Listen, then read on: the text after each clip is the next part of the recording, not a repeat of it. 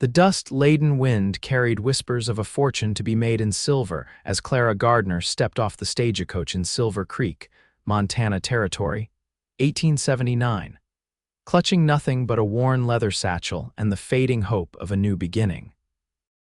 Her arrival went unnoticed among the bustling miners and merchants, much like her presence had always been back in Boston, invisible, unremarkable, plain. The label had followed her since childhood, reinforced by her mother's disappointed sighs, her father's inability to secure her a husband despite their moderate wealth, and the pitying glances of society women who deemed her brown hair too mousy, her figure too slight, her features too forgettable. Clara straightened her simple gray traveling dress and adjusted her bonnet, a practical garment rather than fashionable, and made her way toward the boarding house where she would begin her new life as a schoolteacher. Silver Creek had advertised for an educated woman to teach the growing number of children, and Clara, with her proper Boston education and desperate need to escape, had seized the opportunity. "Watch yourself, miss," a deep voice called out just as a mud-splattered wagon nearly barreled into her. Clara stumbled backward, losing her footing on the uneven ground, only to be caught by strong hands that steadied her with surprising gentleness. First day in Silver Creek. The voice belonged to a tall man in worn denim pants, a faded blue shirt, and dusty boots. His face was partially shadowed by a wide-brimmed hat, but Clara could see kind eyes the color of summer sky studying her with curiosity rather than the dismissal she was accustomed to. "Yes, I'm the new schoolteacher," Clara stammered, unaccustomed to direct male attention. She quickly stepped away from his grasp, her cheeks warming. The man removed his hat, revealing sun-streaked hair and a face weathered by outdoor life. He couldn't have been more than 30. "Owen Harper," he introduced himself with a slight bow that seemed both sincere and gently mocking of Eastern formalities. "Ranch foreman at the Triple H, just outside town, Clara Gardner," she replied, clutching her satchel tighter. "I should find the boarding house before dark." "Mrs. Wilson's place, allow me to escort you. These streets get rowdy when the miners finish their shifts." His offer was made without expectation, a simple kindness that Clara found herself accepting with a nod. As they walked, Owen pointed out the essential landmarks of Silver Creek: the general store, the assay office, the saloon that decent women avoided, and finally, the small schoolhouse where Clara would begin teaching on Monday. "It ain't much," Owen said apologetically, gesturing to the weathered building with its single room and crude benches. "But the folks here are eager to have their young'uns learning their letters and figures." "It's perfect," Clara said softly, and meant it. Here was a place where her worth might be measured by her mind rather than her appearance. They continued to Mrs. Wilson's boarding house, a two-story structure with lace curtains that seemed out of place among the rough-hewn buildings of Silver Creek. The proprietress, a stout woman with shrewd eyes, assessed Clara instantly. "You're younger than I expected," Mrs. Wilson remarked, making no effort to hide her disappointment. "Men in these parts get ideas about unmarried teachers. I run a respectable house." "Miss Gardner is here at the town council's invitation," Owen interjected, his tone respectful but firm. "She'll be a credit to Silver Creek." Mrs. Wilson's expression softened marginally. "Very well, rooms upstairs first on the right. Breakfast at 6, dinner at noon for those who return, supper at 6 sharp. No gentlemen callers in private rooms." Clara thanked Owen for his assistance, expecting him to tip his hat and disappear from her life. Instead, he surprised her. The town's hosting a social on Saturday night. "Welcome the new schoolmarm proper. Would you allow me to escort you? As a friendly introduction to the community," he added hastily. Clara hesitated. In Boston, men never sought her company unless coerced by her father's business connections. "That's very kind, Mr. Harper, but just Owen, please, and it's not kindness, it's self-interest. My little brother Jimmy will be in your class, and I aim to get him on your good side early." His smile transformed his face, revealing a dimple in his right cheek. Despite her reservations, Clara found herself agreeing. Saturday, then. The days until Saturday passed in a flurry of preparation. Clara arranged her modest classroom, visited families of prospective students, and endured the curious stares of townspeople. The women of Silver Creek assessed her plain appearance and relaxed, seeing no threat to their relationships. The men barely noticed her at all except as the new schoolmarm.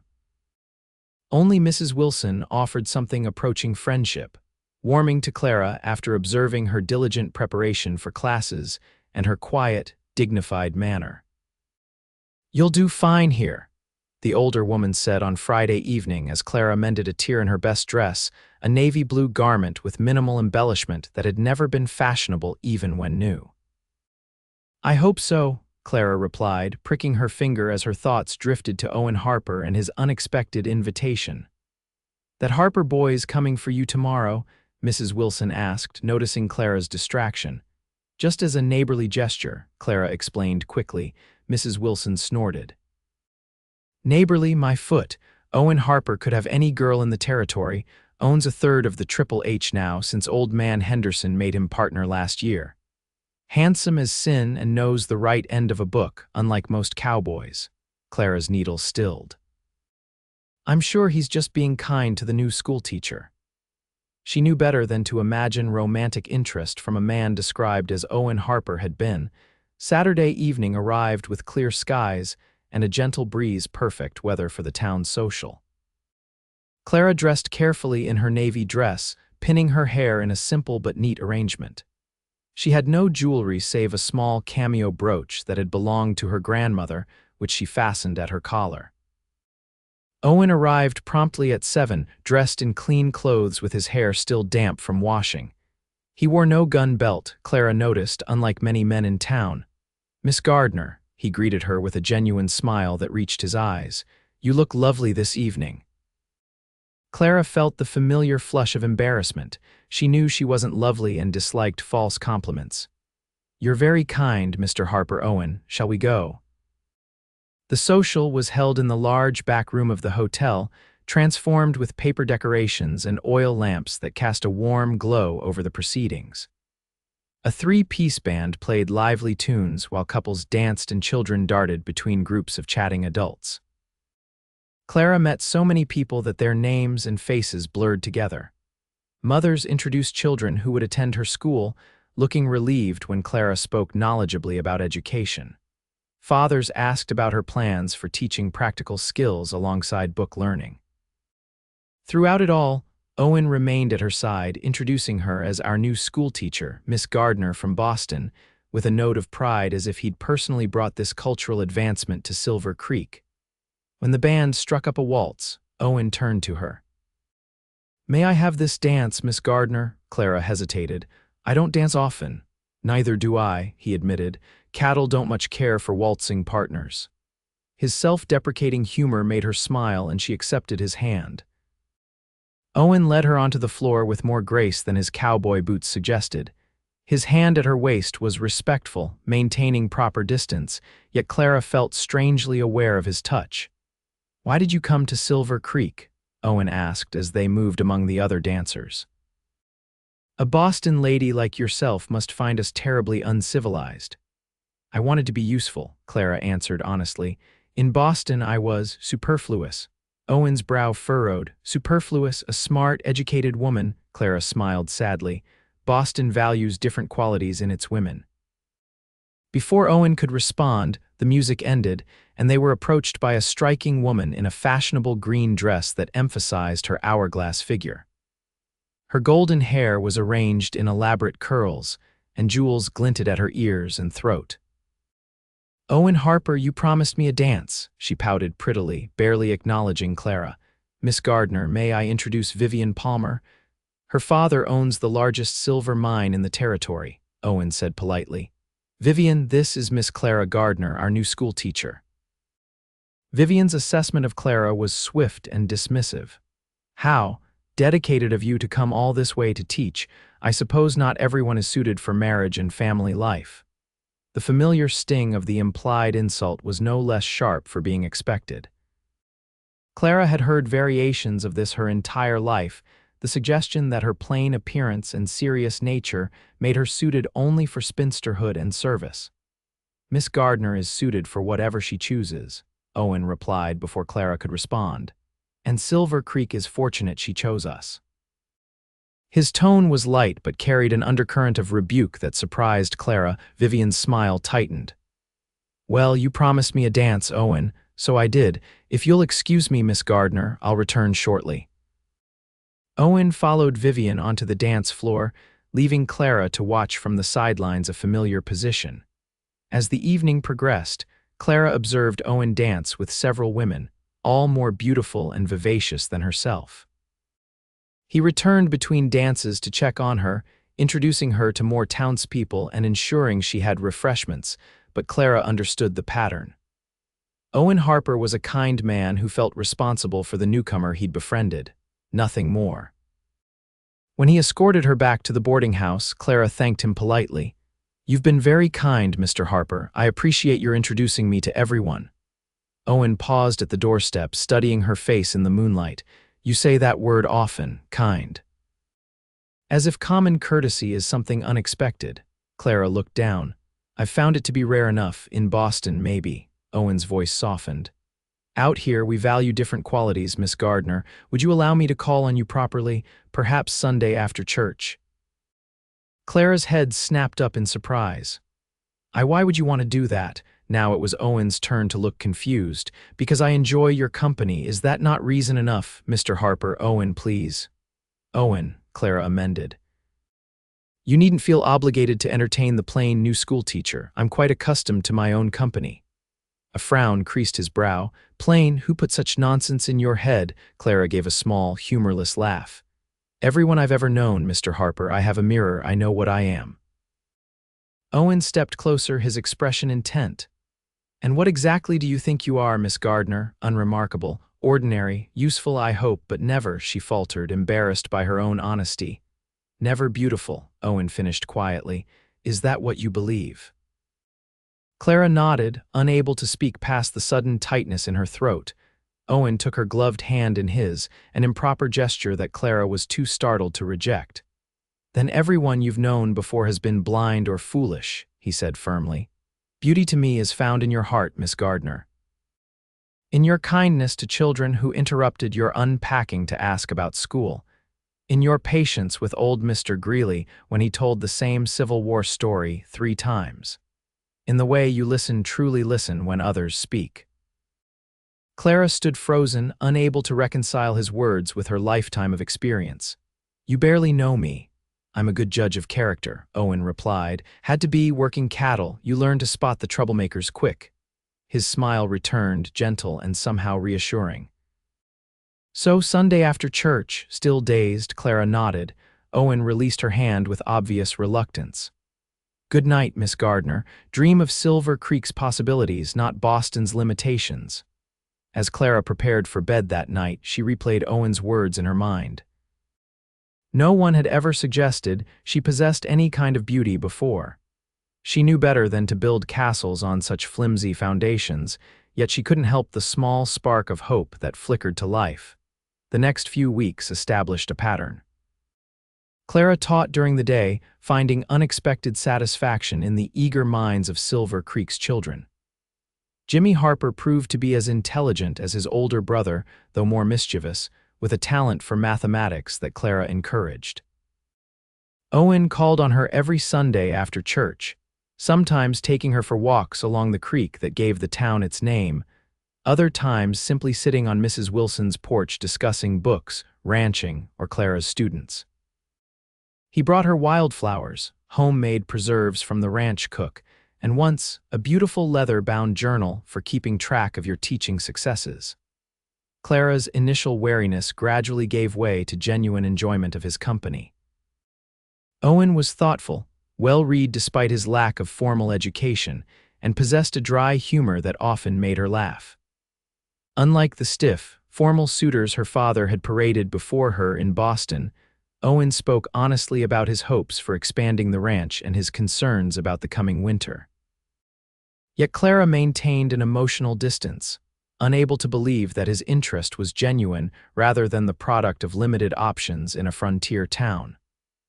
This belief was reinforced whenever they ventured into town together, and Clara witnessed the longing glances women cast at Owen.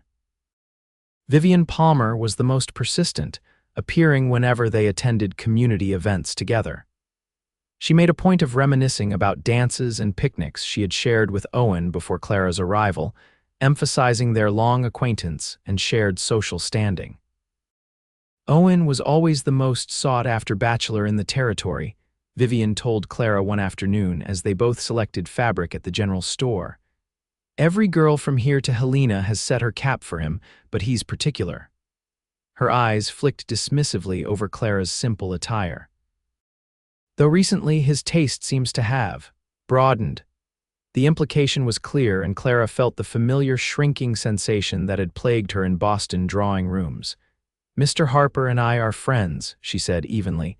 "Nothing more." Vivian's laugh was musical and false. "Of course, dear, Owen has always been charitable." That evening, when Owen came to escort her to a town meeting about building a proper church, Clara was uncharacteristically quiet. "Something troubling you?" Owen asked as they walked slowly toward the meeting hall. Clara hesitated, then decided on honesty. "Why do you spend time with me, Owen?" He looked surprised by the question. "Because I enjoy your company. Have I not made that clear?" "Vivian Palmer is beautiful, wealthy, and clearly interested in you," Clara persisted. "She would make a much more suitable companion." Owen stopped walking, turning to face her fully. "Suitable by whose measure?" "By everyone's," Clara replied, frustration coloring her voice. "I'm not blind to how people look at us together. They're wondering what someone like you sees in someone like me." "Someone like me," Owen echoed, a hint of anger appearing in his usually gentle expression. "A dusty cowboy who didn't finish school, a man who spends more time with cattle than people. Is that who you think is too good for you?" "You know that's not what I meant," Clara protested. "You're respected, successful," and she faltered, then forced herself to continue. "Handsome. You could have any woman in the territory." "I don't want any woman in the territory," Owen said quietly, intensity burning in his blue eyes. "I want you, Clara Gardner. I have since the moment you stood in that schoolhouse and saw possibility instead of poverty." Clara's heart stuttered at his words, but years of conditioning couldn't be overcome in weeks. "You feel that way now, perhaps, but eventually you'll see me as others do." "And how is that?" "Plain, unremarkable, suitable for teaching children but not for—" She couldn't finish. Owen took her hands in his, uncaring of who might see. "Listen to me, Clara. I've known beautiful women with hearts like stone. I've courted girls who could turn heads but couldn't hold a conversation worth remembering. Beauty fades, character doesn't." Clara tried to withdraw her hands, but Owen held firm. "The first night we danced," he continued, "you spoke to Jimmy about the book he was reading. You remembered every detail a week later when you saw him again. Do you know what he said to me?" "Miss Gardner listens like she cares what I think, Owen. That's rare, Clara. That's beautiful." Tears pricked at Clara's eyes. "You don't understand. All my life I've been judged and found wanting. My own mother said no man would see past my appearance to bother learning my character." "Then your mother was wrong," Owen said simply. "And cruel, if you'll forgive my saying so. Out here we value substance over show. A woman who can read Shakespeare and still get her hands dirty in a school garden, who treats the miners' children with the same respect as the bankers, who faces down Vivian Palmer's barbs without flinching. That's the kind of woman a man builds a life with." Clara wanted desperately to believe him, but years of reinforced insecurity couldn't be dismissed so easily. "I need time, Owen. This is all very new to me." Owen nodded, releasing her hands but keeping his gaze steady on hers. "Take all the time you need. I'm not going anywhere." As autumn progressed toward winter, Clara found herself increasingly integrated into Silver Creek's community. Her students adored her, parents praised her methods, and even Mrs. Wilson had become protective, defending our Miss Gardner against any hint of criticism. Owen continued his courtship with patient determination, never pushing but always present. He brought books from the ranch library, helped repair the schoolhouse roof before winter storms, and somehow always knew when Clara needed quiet companionship rather than conversation. Then, in late November, disaster struck.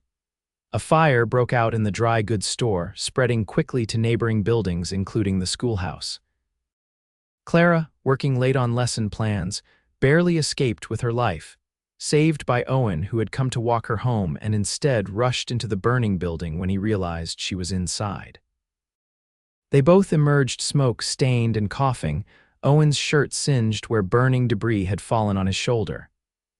As the town organized a bucket brigade, Clara trembled with delayed shock, watching helplessly as her classroom, her new purpose, was reduced to charred timbers.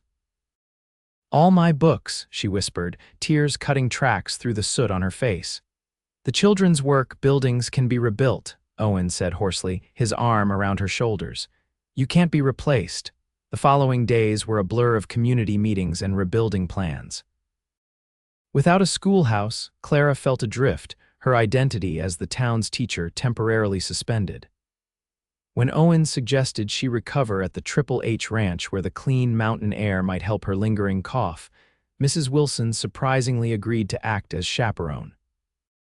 "The girl needs looking after," she told Owen gruffly, "and I could use a change of scenery myself." The Triple H was larger and more prosperous than Clara had imagined, with a sturdy main house, bunkhouse, barn, and various outbuildings spread across a valley backed by pine-covered mountains. Henderson, the aging owner, welcomed them warmly, insisting Clara take the best guest room while Mrs. Wilson occupied the one adjoining it. "Owen's been singing your praises for months," the old rancher confided as he showed them to their rooms. "Says you're the smartest woman west of the Mississippi." Clara blushed, glancing at Owen, who looked unrepentant. "Mr. Harper exaggerates. Owen doesn't have it in him to lie," Henderson chuckled. "Plain spoken to a fault, this one." During her convalescence, Clara discovered a new side of Owen. Here, on his land, he moved with confident authority, respected by the ranch hands and trusted by Henderson. He showed her the operation with obvious pride, the carefully bred cattle, the new irrigation system he'd designed, the fruit trees he'd planted with an eye toward the ranch's future. "I never want to be dependent on just one source of income," he explained as they walked through the small orchard. "Cattle prices fluctuate, weather's unpredictable, but diversification provides security." "You're a natural businessman," Clara observed, "and a visionary." Owen shrugged, uncomfortable with the praise, "just practical." "Speaking of which," he hesitated, then continued, "I've been thinking about the school situation."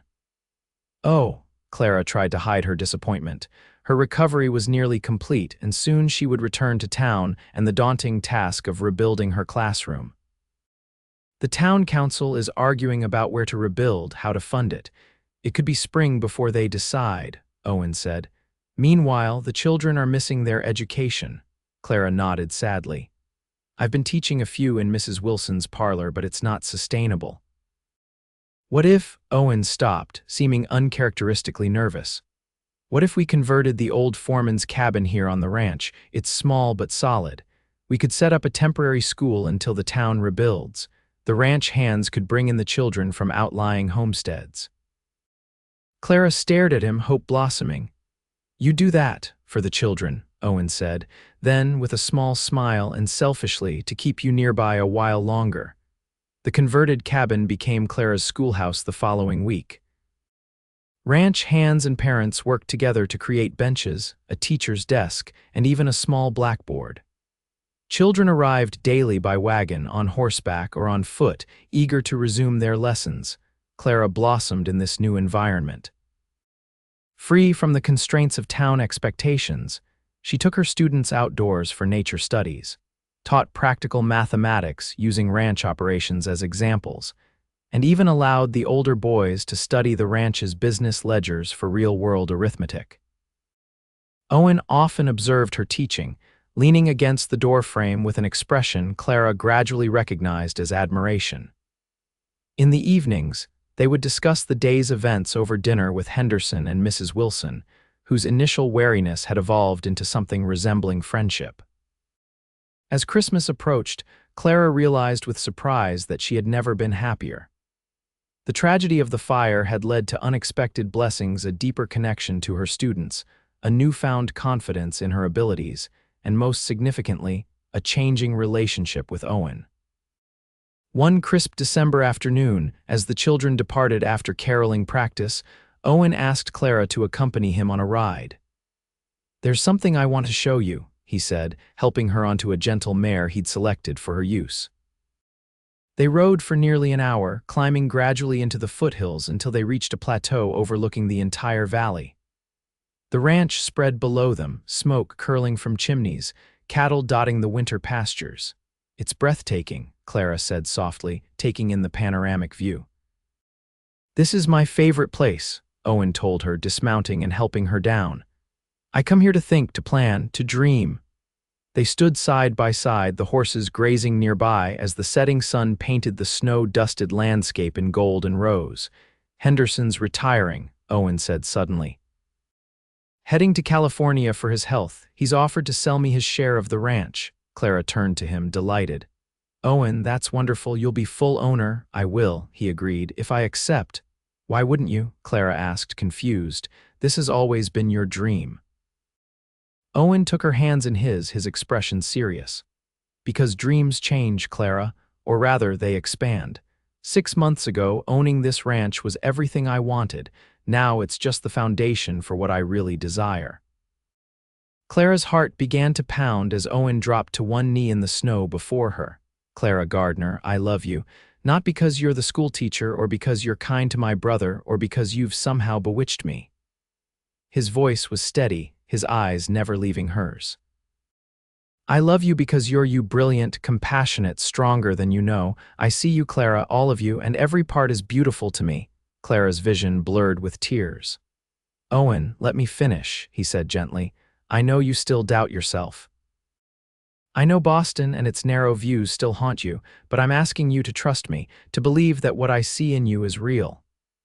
He reached into his pocket and withdrew a small silver ring set with a blue stone that matched his eyes. "Will you marry me, Clara? Build a life with me here. Fill this valley with children, our students, and, God willing, our own someday." Clara looked down at this man, this remarkable man who had seen value in her when no one else had, who had persistently, patiently shown her how to see it in herself. The last of her reservations melted away like snow in spring. "Yes," she whispered, then louder. "Yes, Owen Harper, I will marry you." Owen slipped the ring onto her finger, then rose to gather her in his arms. His kiss was gentle at first, then increasingly passionate as Clara responded with all the love she'd kept carefully guarded. When they finally parted, breathless and laughing, Owen pressed his forehead to hers. "You've made me the happiest man in the territory." "And I'm the happiest woman," Clara replied, meaning it completely. They were married on Christmas Day in Henderson's parlor, surrounded by ranch hands, students and townspeople who had come to respect the quiet schoolteacher and the rancher who recognized her worth. Even Vivian Palmer attended, her congratulations stiff but sincere. As Clara and Owen exchanged vows, Mrs. Wilson dabbed suspiciously at her eyes. "Never thought I'd see the day," she muttered to Henderson. "Girl came here thinking she was nothing special." The old rancher nodded sagely. "Takes the right eyes to see true value. Owen always had that gift with horses and cattle. Makes sense he'd have it with people too." Spring brought the completion of the new schoolhouse in town, larger and better equipped than before. Clara divided her time between teaching and managing the ranch house, finding unexpected satisfaction in both roles. Owen expanded the Triple HTKS operations, adding more orchards and experimenting with new cattle breeds, always consulting Clara on major decisions. When their first child was born the following winter, a daughter with Clara's thoughtful expression and Owen's blue eyes, they named her Hope, a testament to the feeling that had brought them together. "She's beautiful," Clara whispered, watching Owen cradle their newborn. "Like her mother," Owen replied without hesitation. Clara smiled, no longer flinching from the compliment. She had learned to see herself through Owen's eyes, not as the plain, unremarkable woman Boston had dismissed, but as someone worthy of love and admiration. Years later, when their family had grown to include 2 more children, Clara found her old journal from her first months in Silver Creek. Reading her early impressions, she was struck by how thoroughly her perspective had changed. The last entry, written just after the fire, ended with a question. "Who am I without my classroom?" Clara picked up her pen and added a final line. "I am Clara Harper, teacher, wife, mother, and beloved. I am seen for who I truly am, and in being truly seen, I have found my beauty."